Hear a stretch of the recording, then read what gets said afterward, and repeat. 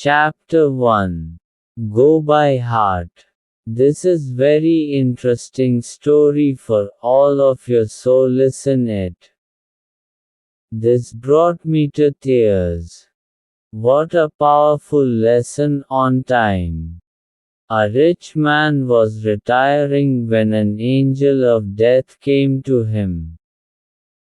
He had worked long and hard to acquire massive wealth and retire in luxury, and could not believe that his time was up. Being a very wealthy person, he decided to buy some more time from the angel of death at any cost. He bargained for a long time, but the angel was unmoved. Desperate, the rich man made the last proposal to the angel: "Give me just 1 hour of my life, so that I could admire the beauty of this earth for the last time and spend some time with my family and friends whom I haven't seen for a long time, and I will give you all of my wealth."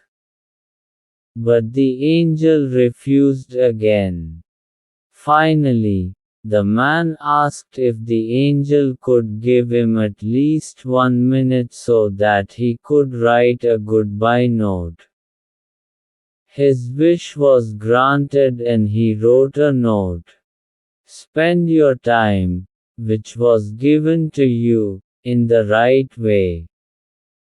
I couldn't buy even an hour of life with all of my wealth. Listen to your heart and check if the things surrounding you have a true value.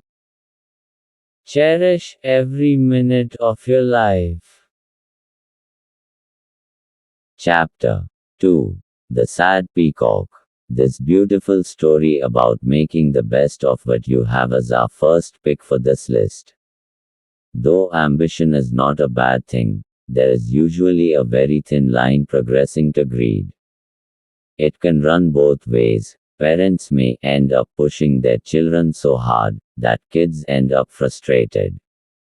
On the other hand, kids may end up demanding for more, without regard to what they have already. Here is a wonderful story about a peacock who almost went the same way. Here was this once a beautiful peacock who was all but dancing on a rainy day. While he was busy admiring his plumage, his rough voice reminded him of his own shortcomings. All the joy beaten out of him, he was almost in tears.